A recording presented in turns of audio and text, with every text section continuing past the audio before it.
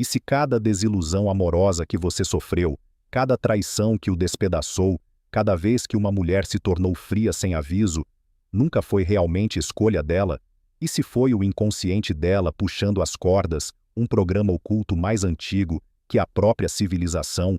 Freud passou décadas investigando a obscura engrenagem da mente humana, e o que ele descobriu sobre as mulheres foi tão perturbador que a academia moderna o enterrou sob um silêncio polido.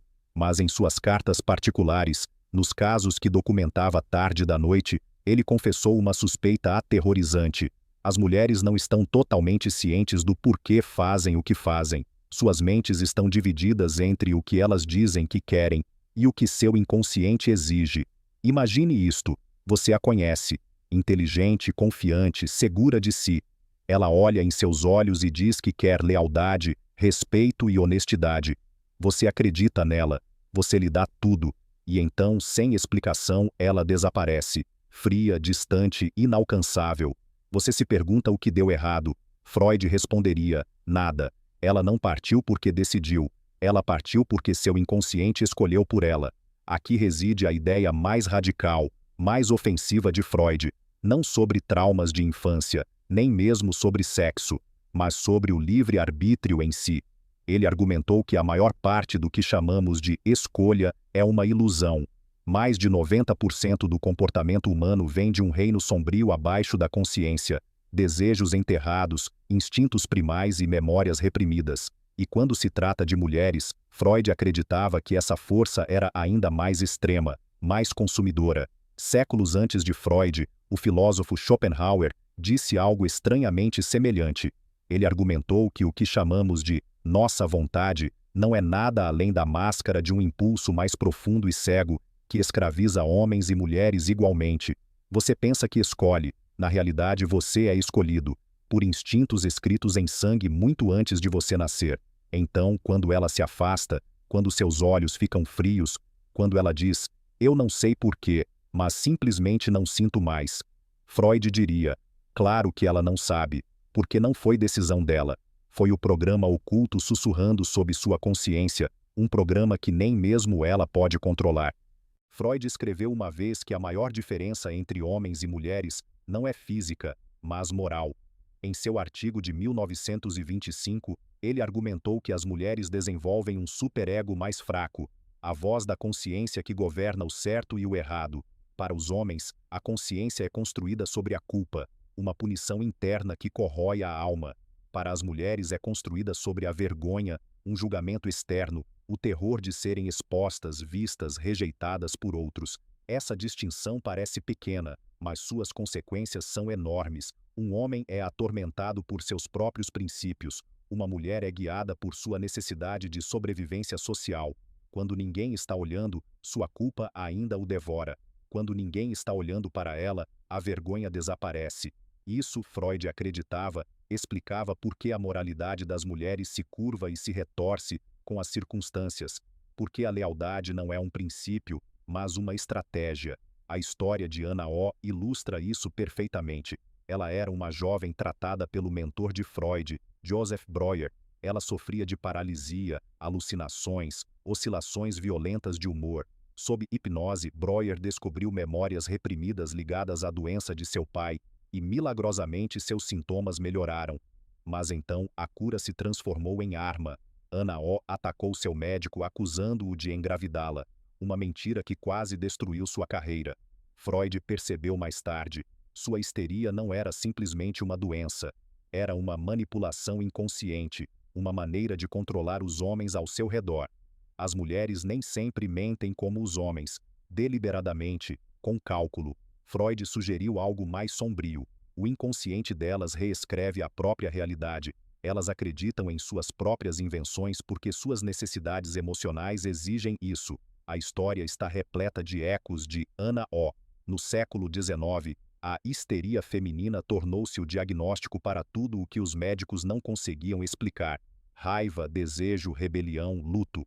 Mas por trás desse rótulo havia uma verdade. As mulheres haviam descoberto inconscientemente que seus sintomas podiam alterar o comportamento dos homens. Um desmaio podia chamar atenção, lágrimas podiam forçar obediência, o silêncio podia punir. Hoje não chamamos de histeria, chamamos de outra coisa: gaslighting, manipulação emocional, distorção da realidade, mas as raízes são as mesmas. A observação aterrorizante de Freud era que o inconsciente das mulheres não apenas influencia suas ações, ele pode reescrever mundos inteiros, arrastando os homens para um teatro onde eles não sabem mais o que é real. A percepção mais perigosa de Freud não era sobre as mulheres diretamente, mas sobre os homens. Ele a chamou de complexo materno. Cada relacionamento que um homem tem com uma mulher, disse ele, é uma repetição de seu relacionamento com a mãe.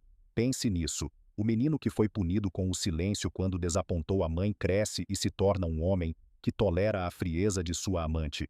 O menino que foi recompensado com carinho apenas quando obedeceu, cresce e se torna um homem que confunde submissão com amor. O menino que foi feito para se sentir culpado por querer independência, cresce e se torna um homem que aceita correntes emocionais como se fossem naturais. Freud insistia que, para se tornar um homem, o menino deve destruir seu apego à mãe. Ele deve quebrar o feitiço materno, mas a maioria nunca o faz. Em vez disso, eles passam suas vidas perseguindo mulheres que replicam o controle de suas mães ou os punem por tentar escapar dele. Aqui Nietzsche acrescenta um eco assombroso. Ele escreveu sobre o eterno retorno, a ideia de que a vida se repete infinitamente, que estamos presos em ciclos que não podemos quebrar. O complexo materno de Freud é a versão psicológica dessa maldição. O homem que não consegue matar sua dependência está condenado a repeti-la. Ele namora a mesma mulher em corpos diferentes. Ele sofre a mesma traição sob nomes diferentes. Olhe ao redor e você verá esse padrão em todo lugar. O homem que reclama que todas as mulheres são iguais, não percebe que é ele quem está se repetindo. Seu inconsciente busca o que é familiar, não o que é bom para ele, porque a familiaridade, mesmo quando é venenosa, parece amor. E aqui reside a cruel ironia.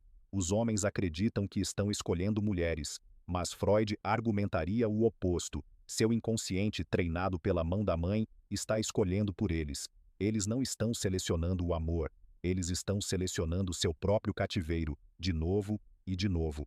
A ciência moderna apenas confirmou o que Freud suspeitava. Os humores de uma mulher, seus desejos, até mesmo suas atrações, não são chamas constantes, mas marés mutáveis, puxadas por forças além de sua consciência. Durante a ovulação, ela se torna mais sedutora, mais ousada, atraída por homens que irradiam domínio e força. Durante a menstruação, seu tom se afia, sua paciência diminui, e ela se torna hipersensível a cada desprezo imaginado. Pergunte a ela por que de repente ela se irritou com você, por que perdeu o interesse, e ela inventará razões. Nós simplesmente não somos compatíveis. Mas a verdade é mais dura. Sua biologia a vetou. Os antigos sabiam disso muito antes de os laboratórios confirmarem. Em Esparta, os maridos eram proibidos de deitar-se com suas esposas durante a menstruação. Por quê? Porque os espartanos entendiam o que os homens modernos são educados demais para dizer. Uma mulher menstruada é uma mulher hostil. Eles não a culpavam por isso. Eles simplesmente a administravam. A antropologia revela o mesmo padrão em todo o mundo. Em partes da Índia antiga, as mulheres eram segregadas durante seus ciclos, tanto temidas quanto reverenciadas como perigosas. Na antiga lei judaica, as mulheres menstruadas eram declaradas impuras, não como um insulto, mas como um reconhecimento de seu poder imprevisível. Mesmo em tribos indígenas da América do Norte, as mulheres menstruadas eram às vezes isoladas, não por ódio, mas porque a tribo sabia que sua energia era volátil, indomável. A mensagem é consistente através de séculos e culturas. Suas mudanças não são ilusões, são ritmos antigos, inscritos em seu próprio sangue. Ela não os controla, ela não pode. E, no entanto, a sociedade hoje insiste em fingir o contrário. Dizem-nos que ela é estável, racional, consistente, mas o sussurro sombrio de Freud e a prova silenciosa da biologia dizem o oposto. Ela é uma criatura de ciclos, puxada por um relógio oculto, e se você levar suas palavras ao pé da letra, você sempre será enganado. A percepção mais brutal de Freud foi esta: o amor de uma mulher nunca é incondicional. Por trás de cada sorriso, por trás de cada voto, jaz um programa de sobrevivência mais antigo que a própria civilização. Desde a infância, ela aprende uma lei: extrair o que precisa enquanto nega que está fazendo isso. Pense na esposa que, após 10 anos de casamento, de repente, perde o amor. Ela mudou? Não. Ela garantiu o que precisava: filhos, estabilidade, recursos. E uma vez que o ninho estava construído, seu inconsciente sussurrou: agora procure novidade. Pense na namorada que provoca pequenas discussões, apertando botões, testando limites. Ela não é irracional. Ela está testando sua força sob pressão. Se você falhar, sua biologia o rotula de inadequado. Freud descreveu esse ciclo com clareza arrepiante. Primeiro, a fase de idealização.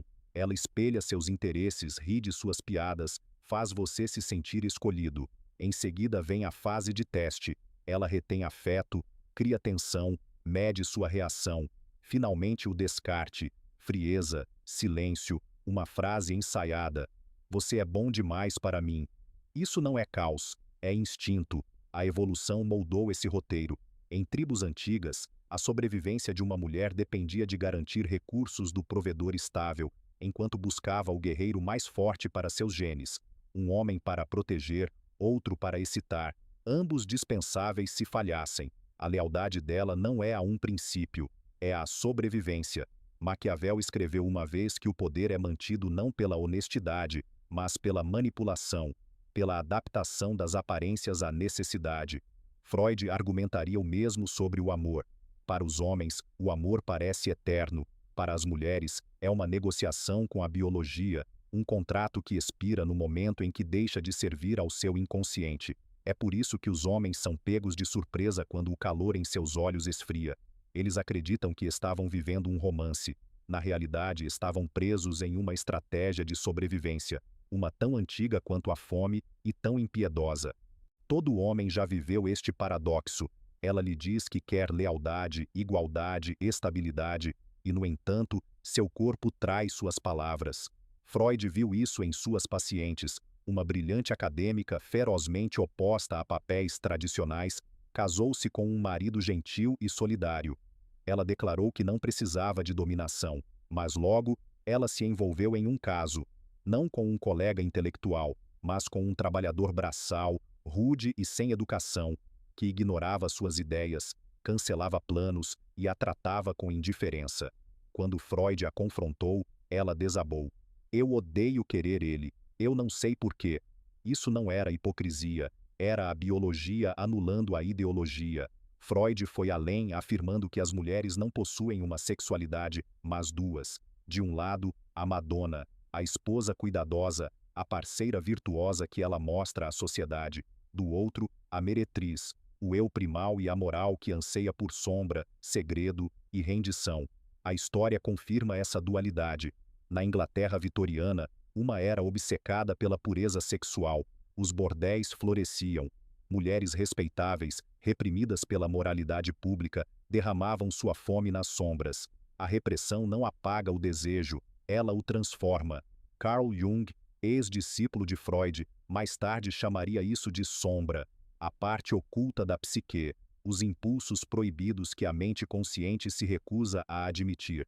Quanto mais você nega, mais ela irrompe de maneiras distorcidas e incontroláveis. A bibliotecária quieta que escreve erotismo anônimo, a ativista feminista que secretamente anseia por dominação, a namorada leal que sonha com estranhos. Freud acreditava que todo homem eventualmente vê a sombra na mulher que ama, o momento em que sua doçura desaparece, quando seus olhos ficam frios, quando sua voz se afia como uma lâmina.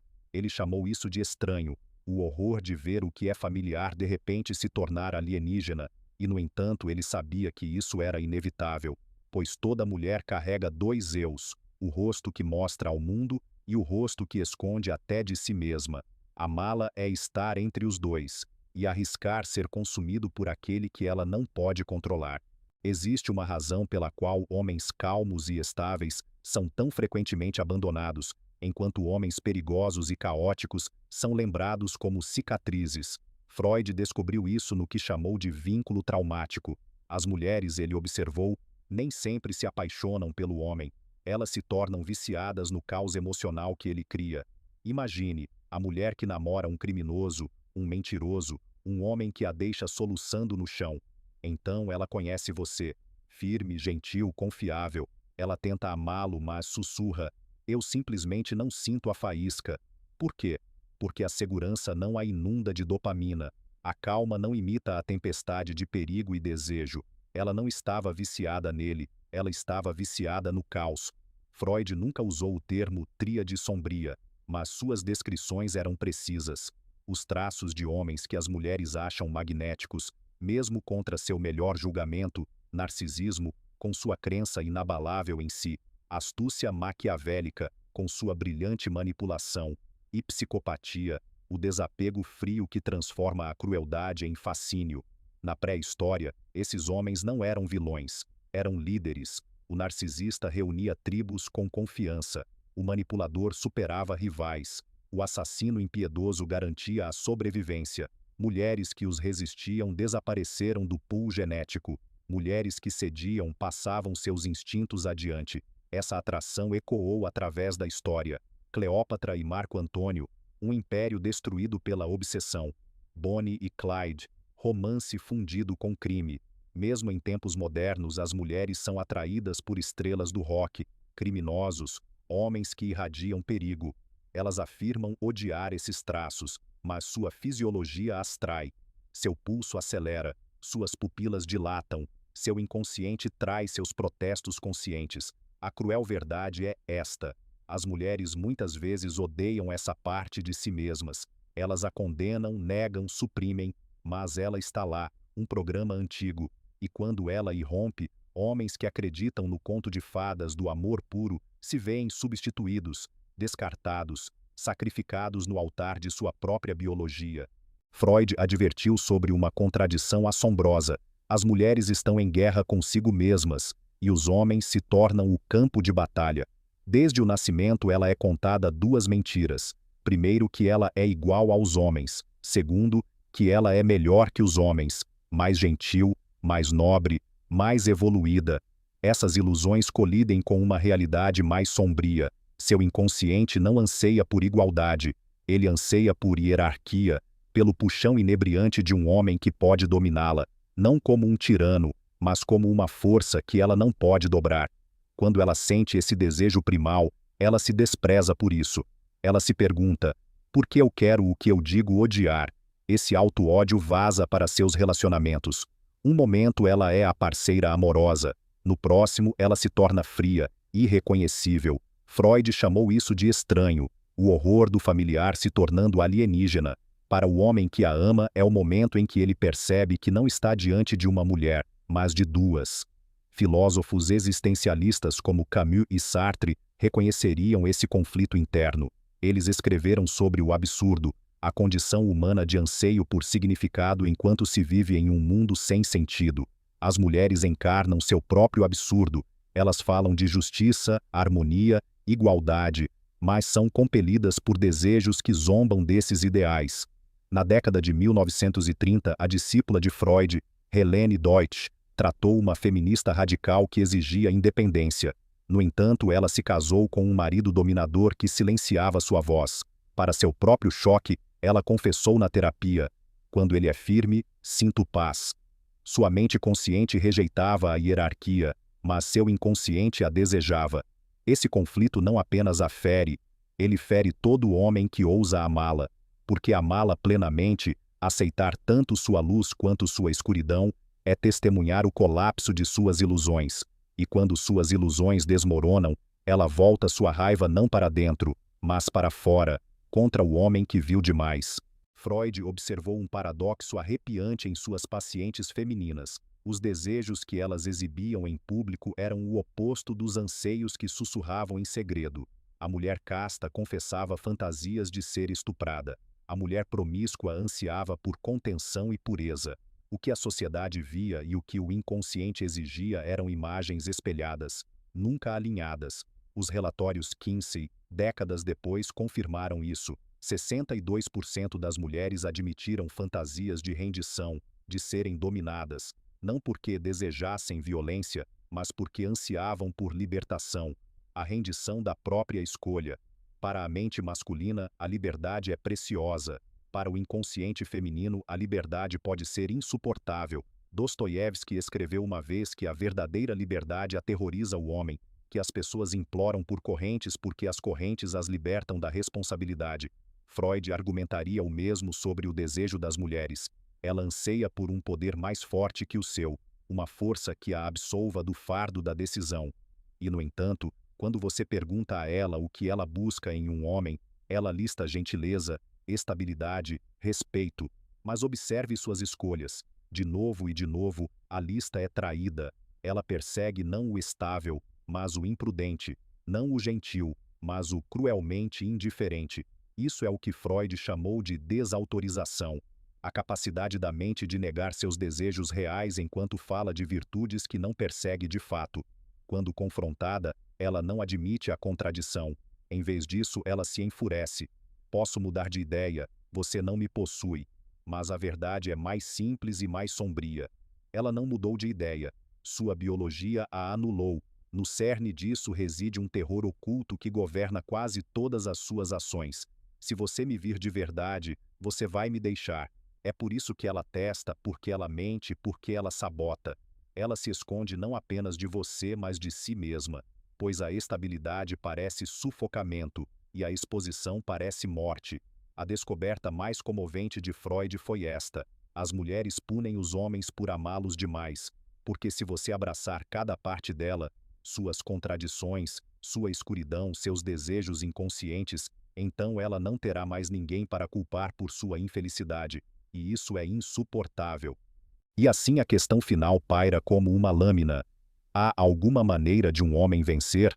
Ou ele está condenado a sangrar sob uma força que nem ele nem ela podem controlar? Freud insinuou soluções proibidas, ideias que nunca ousou publicar abertamente, mas sussurrou em suas cartas. A primeira era o que ele chamava de lei da intenção paradoxal. Quanto mais você precisa dela, menos ela o deseja. O desespero é veneno. Retire-se antes que ela o faça, e o inconsciente dela será quem estará atrás de você. A segunda era o poder do que não foi dito. As mulheres desprezam explicações. Elas anseiam por mistério. Quando você se justifica, você se diminui. Casanova nunca explicou. Napoleão nunca se desculpou. E as mulheres lutaram por eles. A terceira era a estratégia do selfie sombrio. Toda mulher esconde uma escuridão que teme. A maioria dos homens recua quando a vislumbra. Mas o homem que permanece firme, que nem condena nem desmorona, torna-se intocável. Quando ela o testar, sorria. Quando ela mentir, deixe-a. Quando ela o punir, ria. Você rouba do inconsciente dela sua arma favorita, sua fraqueza. Aqui está a mais cruel das verdades. Nunca foi sobre as mulheres, foi sobre você. Seu medo, seu anseio, sua esperança infantil de que o amor é justo. As últimas palavras de Freud sobre o assunto foram impiedosas. A única maneira de vencer é parar de jogar o jogo delas e começar a jogar o seu. Os estoicos entenderam isso muito antes de Freud. Marco Aurélio escreveu que você não pode controlar o mundo, apenas sua resposta a ele. A mesma lei se aplica aqui. Você não vai dobrar o inconsciente dela. Você só pode dominar o seu próprio. Retire-se das ilusões. Abandone a esperança de que ela o salvará. Construa uma vontade que não implora, uma força que não explica, um espírito que não se quebra. Porque, no final, as mulheres não se apaixonam por homens. Elas se apaixonam por sentimentos. E seus sentimentos não importam. O que importa é o homem que consegue manter sua posição quando a tempestade chega. O que importa é se você permanecerá inteiro quando o inconsciente dela, sua biologia, suas sombras, tudo se levantar contra você. Essa é a verdade proibida de Freud. E a pergunta agora não é se ela o trairá. A pergunta é se você trairá a si mesmo.